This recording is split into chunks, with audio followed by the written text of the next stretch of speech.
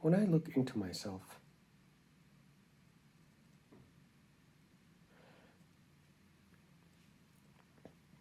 I realize I still have a hidden urge inside of me to prove to other people that I was right.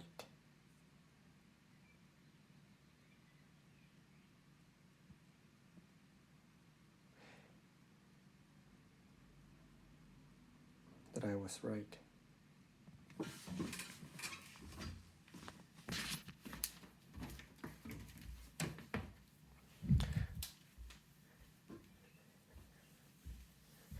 Like, not necessarily that they were wrong, but that I was right.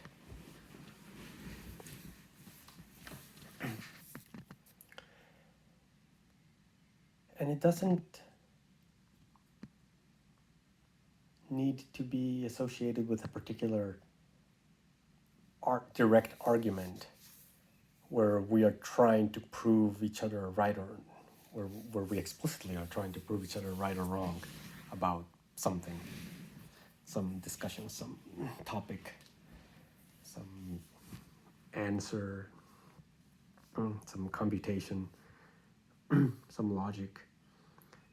It doesn't need to be explicit.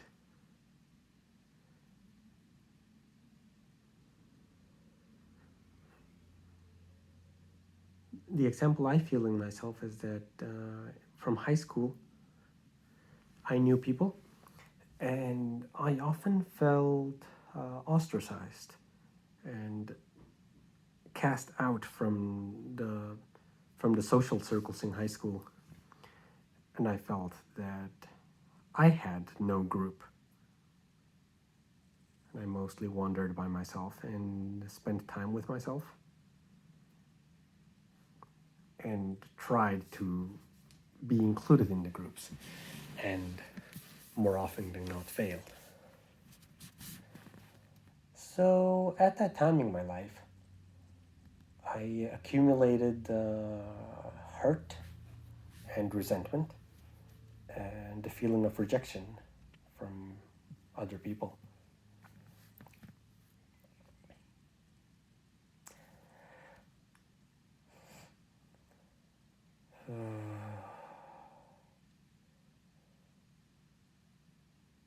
And when I look into this resentment,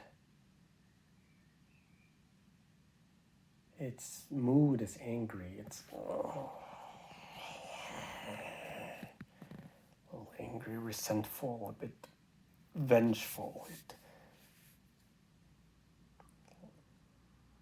It was vengeful, but there is still a little bit of vengefulness in it, vindictiveness, because it still has the voice. I want to prove to you that I was right.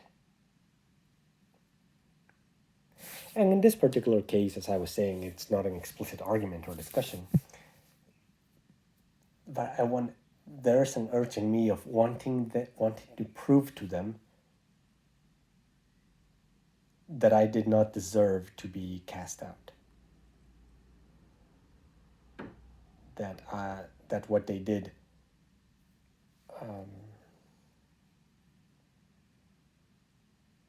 it evaluated me in an incorrect manner. It evaluated me in a manner that to me meant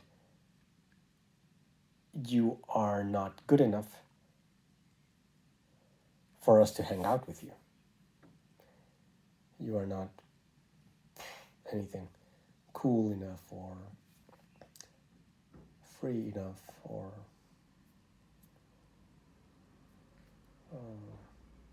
knowledgeable enough or witty enough or not non-prude enough to hang out with us.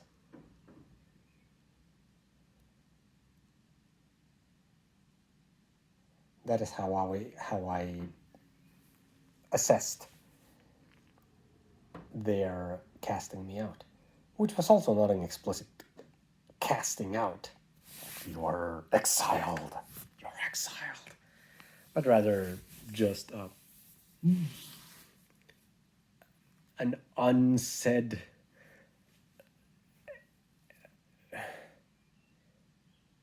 hesitance to spend time with me, an unsaid tension to want to not open themselves up when I was around, and rather and rather I felt pushed away by sometimes by pranks or by uh, or by their mockery, which felt like accusations of being different, accusations of having undesirable traits. That is how I assessed it. Oh, they are mocking me. That means that there is something in me that they do not easily accept because they are highlighting it and portraying it as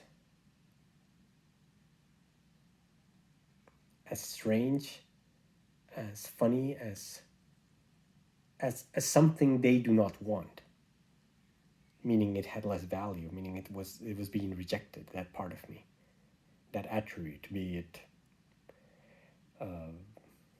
anything, my physical form, my academic performance, my anything.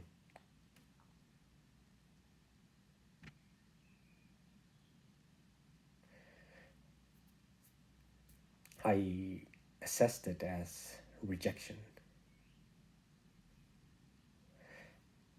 And so the resentment that accumulated in there grew this urge to want to prove myself right. Kind of to prove them wrong, actually. Kind of to say you what you did not want to spend time with me, but actually look at me now. It's looking for proof now. Look at me now.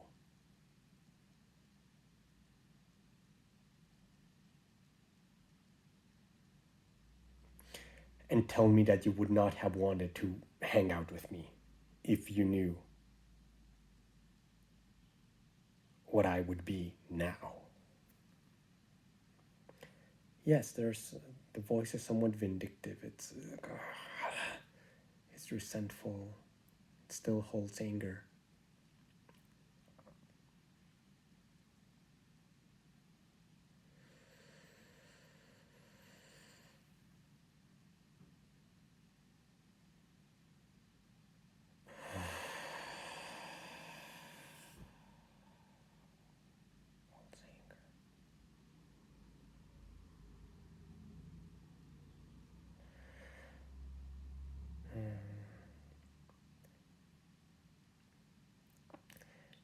This topic came about because recently I received an email from an old high school classmate. And he was a classmate that was, as I remember him, he mocked me enough to be on the he mocked me enough that it was that him being in his social circle made sense, like enough certainly to keep up with the energy, but I rarely remember him mocking me as an attack. I remember it being mostly an expression of his own self, sometimes as an attack, but it was rare. And so I do not, when I think of him,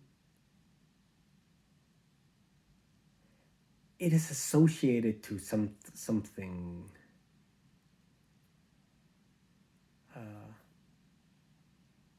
to something like an enemy. like, that person, the contender, the opponent. Like, there is some stuff, there is still some urge of wanting to present myself in a certain way, of presenting certain image, and of something wakes up also to ensure, like, oh, these pieces of me, are they okay? Are they okay? Are they okay to be shown to the other person? Because when there is a contender, when there is an opponent, there is an agenda. One has an agenda. The agenda is to not to oppose this person. If he's my opponent, then I'm his opponent. It's symmetrical within my own being. So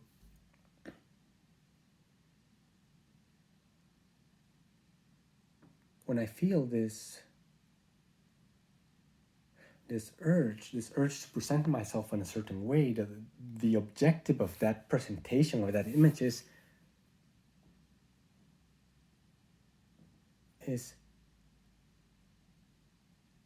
I want to show you that you didn't have to mock me. I want to show you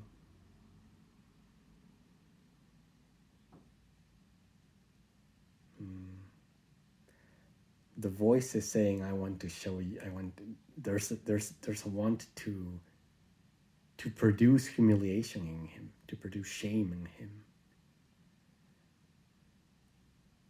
Yep, there is that urge.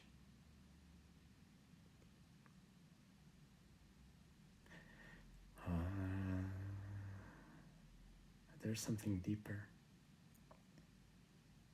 That part that wants him to feel regret, to feel shame for the actions at that time. That's angry. That's it has an agenda. It has an objective.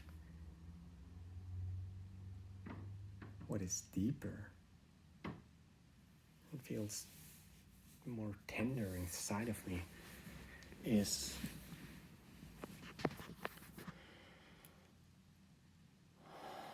the voice. It's a shameful voice. It's shamed. There is some shame that they hurt me. That he hurt me. And at some time.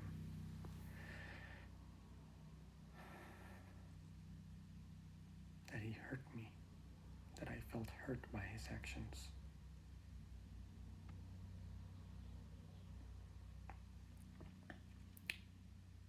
And I feel some shame.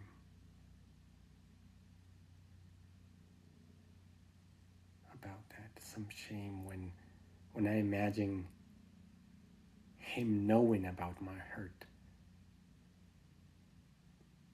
Immediately comes to my mind an image of him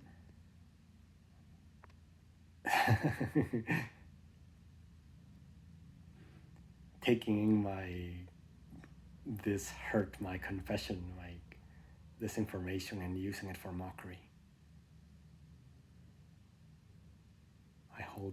I still hold a fear that my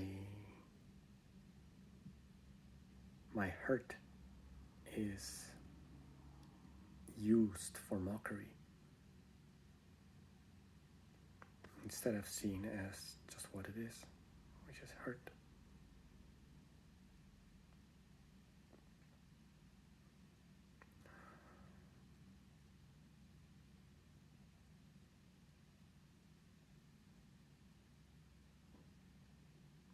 Because if it's used as mockery, it's not seen, it's being rejected as well.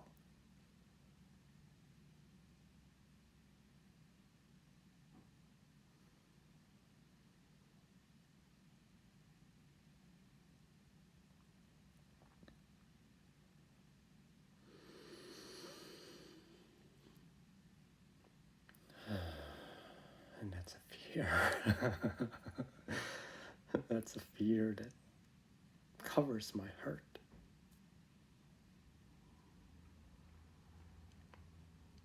When I imagine saying my hurt, when I imagine speaking my hurt,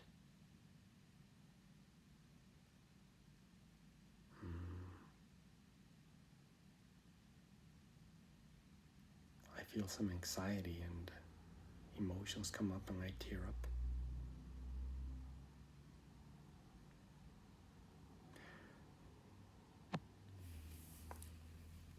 Hurt. It's afraid that hurt will some part of me is afraid that my hurt will be used against me.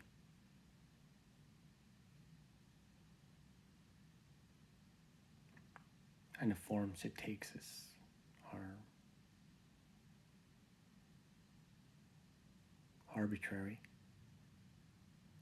They can be 1616. They can be mockery. They can be divulgation, like taking what I said and just giving it away to other people.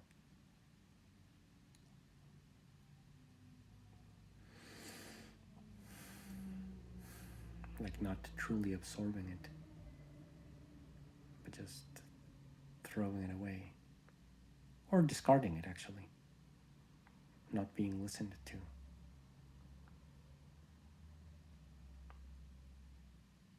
There's a fear that that happens. And then again, why am I afraid of that?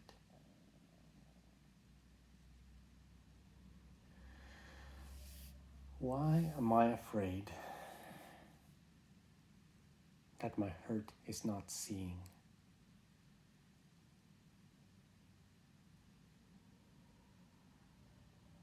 I feel fear that my hurt is not seeing, because then my hurt is exposed. My weak points are exposed. My vulnerable hurting points are exposed. And I feel I may have no support. Where support can be something as simple as the other person listening. Just to know that it was listened to would feel supportive, would feel, what I said has merit in his eyes too. Then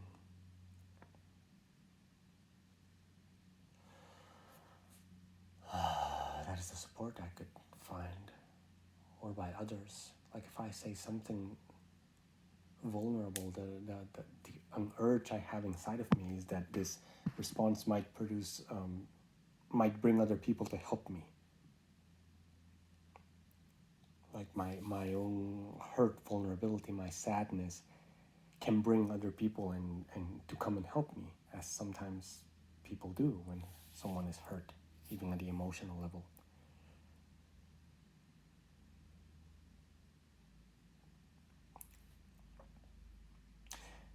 And the fear is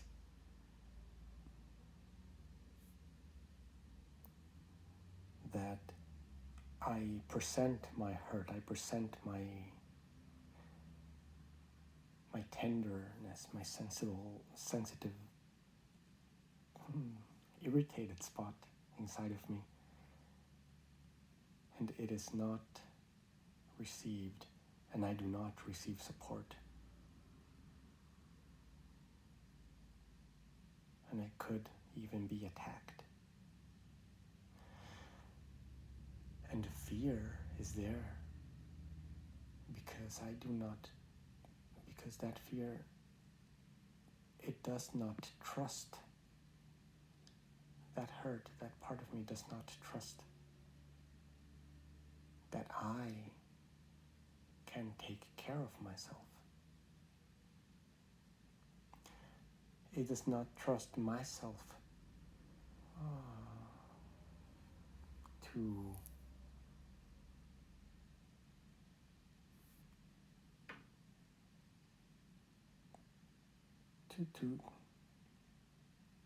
to take care of myself, to take care of my own hurt. It has not trusted it.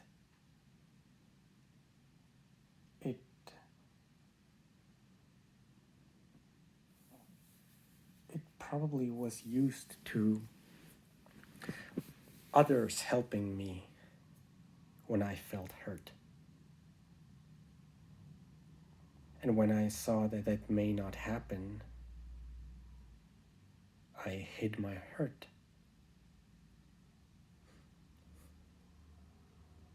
With a veil of shame.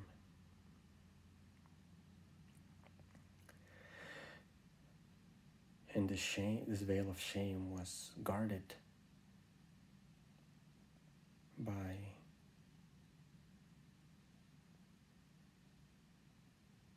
the reactive layer of anger, by the reactive anger layer of vindictiveness that actually attempts to defend, to repel,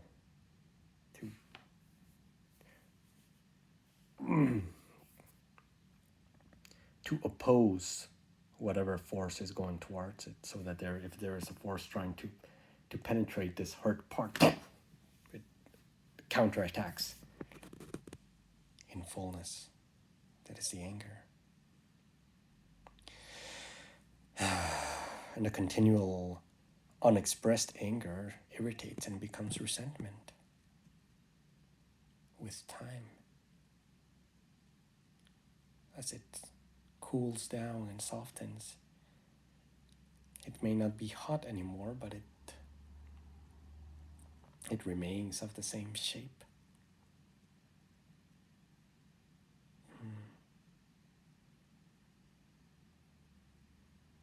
Congeal.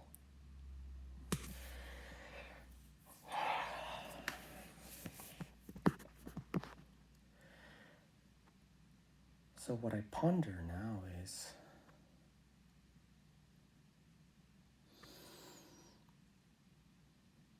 do I now trust myself to take care of myself when I feel hurt? Do I trust myself?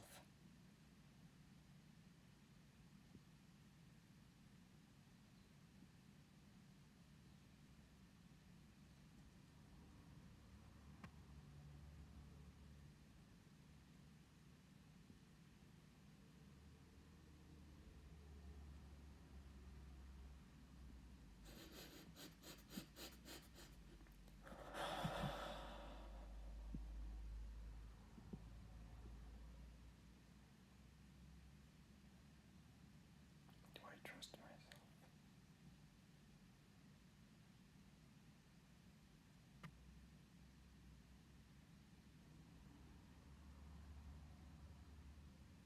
Do I trust myself? Yes.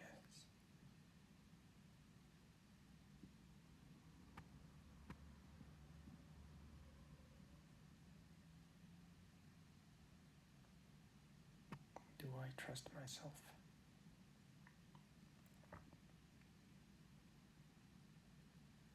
There's a boundary.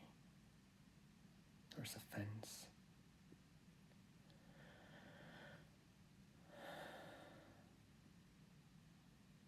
That I am not fully on the other side of.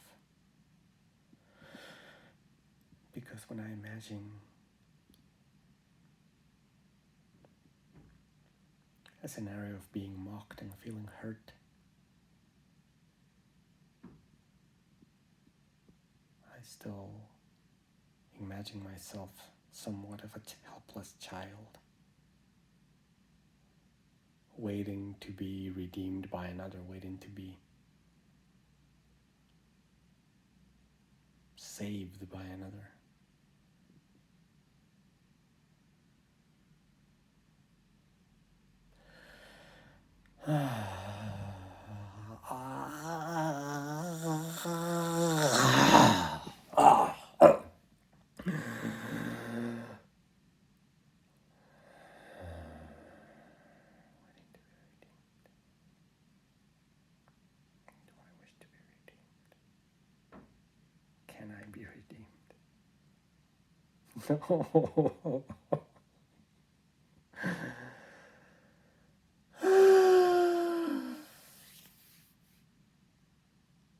Such redemption is abstract.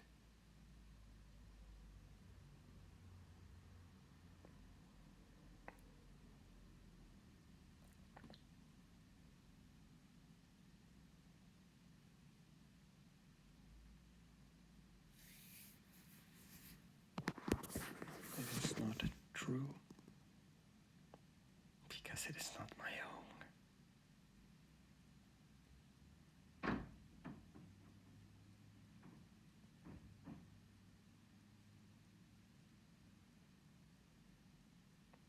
Do I trust myself?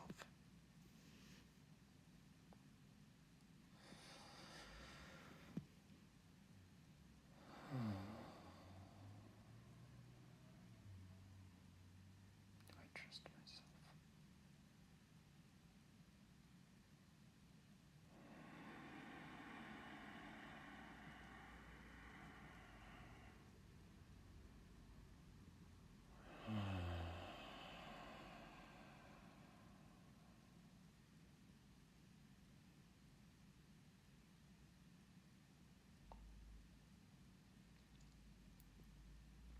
This is a question that sits with me, and I continue to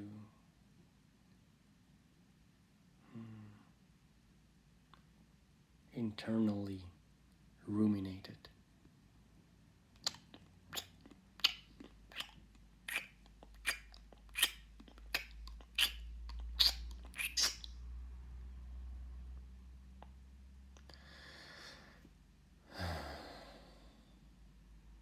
Do I trust myself?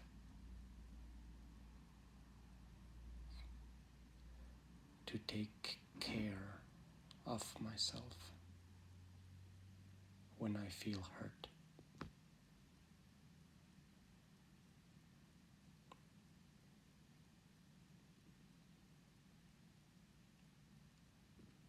And there is no external support, and may even be external attack from others towards me. Do I trust myself?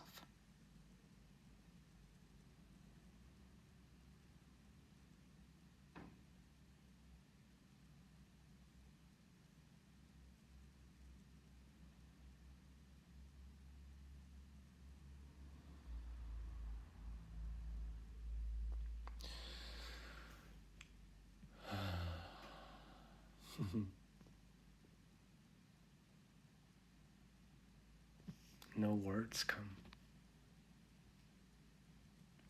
I trust it is ruminating inside of me now.